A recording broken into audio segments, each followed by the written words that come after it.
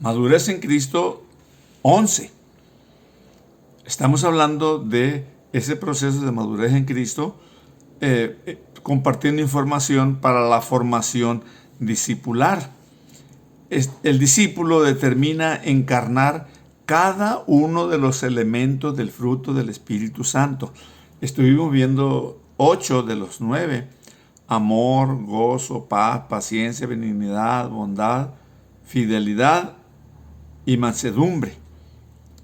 Entonces, el discípulo determina, se dispone a encarnar cada uno de esos elementos. En el trabajo discipular, el énfasis se hará en que se vayan encarnando en su vida las cualidades antes presentadas. Estas reflejarán el grado de madurez de la persona. Va a hablar más fuerte que lo que digamos. Un gran problema se presenta en muchas ocasiones. En primer lugar, de que no se tomen en cuenta esa forma de vida. Quien pretende discipular no refleja en su vida estas cualidades fundamentales de un creyente en Cristo. Es cierto, como se ha dicho anteriormente, nadie puede producir ese fruto, ya que el Espíritu Santo será quien lo genere. Pero el Espíritu Santo no va a forzar a nadie para que haga lo que no quiere. Entonces, esa es la responsabilidad de cada persona, decidir, tomar decisiones en su vida, decidir vivir, encarnar esos elementos. Uno debe abrir el corazón y disponerse a vivir de acuerdo a lo que el Señor quiere. Voy a repetir este pensamiento. Uno debe abrir el corazón y disponerse a vivir de acuerdo a lo que el Señor quiere de cada uno de nosotros, reconociendo que el Señor hará todo aquello que nosotros no podamos realizar. Él lo va a ejecutar. En el grado que una persona permite que el Espíritu Santo modere su vida y se decide vivir de acuerdo a lo que el Señor le indique, en ese grado irá encarnando cada una de las cualidades del fruto espiritual, hasta que lleguen a convertirse en parte de su propia vida. El trabajo nuestro, entonces, es hacer conciencia de esa gran verdad y el de decidir expresar en nuestro diario vivir esos elementos espirituales. Porque el Espíritu Santo no nos va a obligar, solamente nos va a dirigir, nos va a guiar. Entonces, ahora ese discípulo empieza a reflejar en su vida cada vez mejor estas cualidades que se han presentado. Cuando el fruto del Espíritu se encarna, entonces se vuelve parte de la vida y se puede ir monitoreando para irse dando cuenta que Proverbios 4:18 se cumple.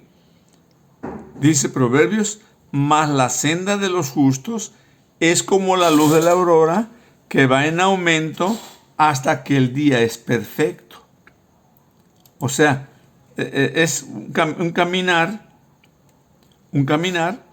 hacia esa forma de vida de la perfección o de la transmisión del fruto del Espíritu.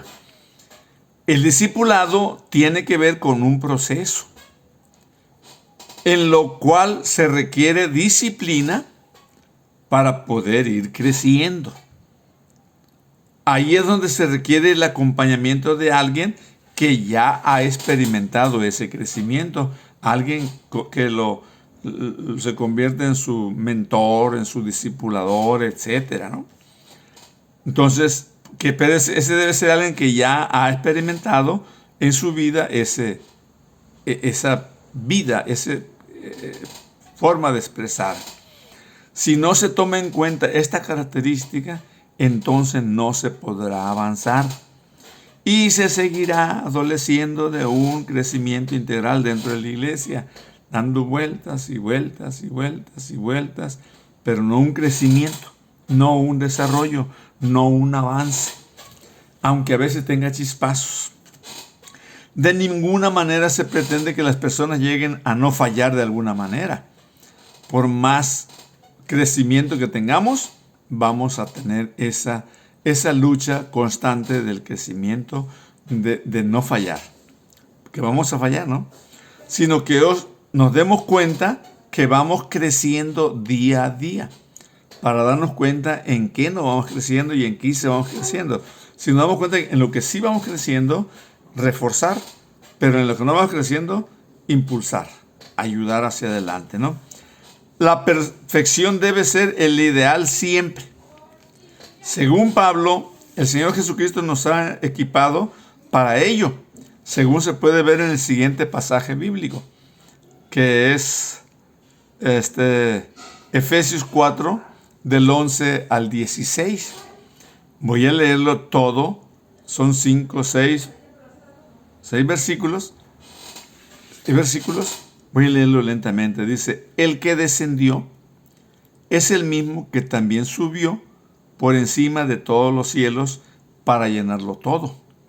Y él mismo constituyó a unos apóstoles, a otros profetas, a otros evangelistas, a otros pastores y maestros, a fin de perfeccionar a los santos para la obra del ministerio, para la edificación del cuerpo de Cristo, hasta que todos lleguemos a la unidad de la fe y del conocimiento del Hijo de Dios, a un varón perfecto, a la medida de la estatura de la plenitud de Cristo. Veamos, Dios nos ha equipado, todavía no terminamos, vamos a terminar ahorita. Dios nos ha equipado para edificarnos mutuamente.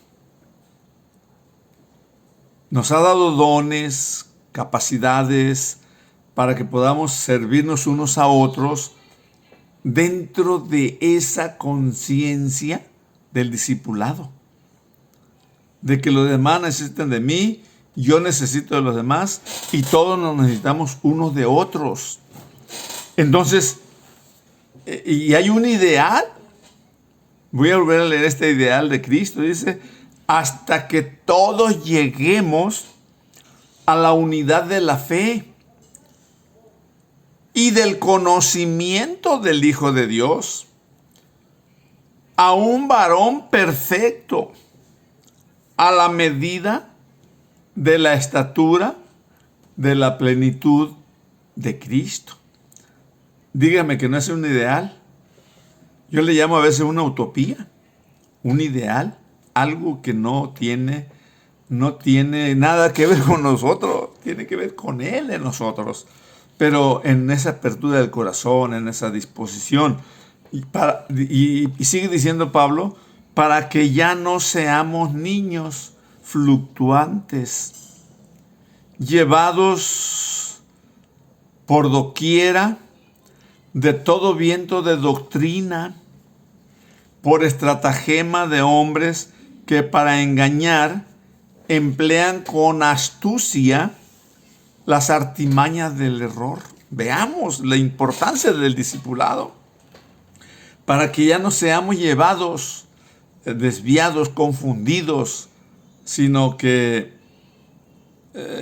vayamos creciendo en el amor, sino que siguiendo la verdad en amor, crezcamos en todo, en aquel que es la cabeza, esto es Cristo, de quien todo el cuerpo, bien concertado y unido entre sí por todas las coyunturas que se ayudan mutuamente, según la actividad propia de cada miembro, recibe su crecimiento para ir edificándose en amor. Efesios 4, del 10 al 16. Qué interesante considerar esto como parte de ese desarrollo, de ese crecimiento discipular, de ese discipulado en Cristo maduro. Que Dios me lo bendiga.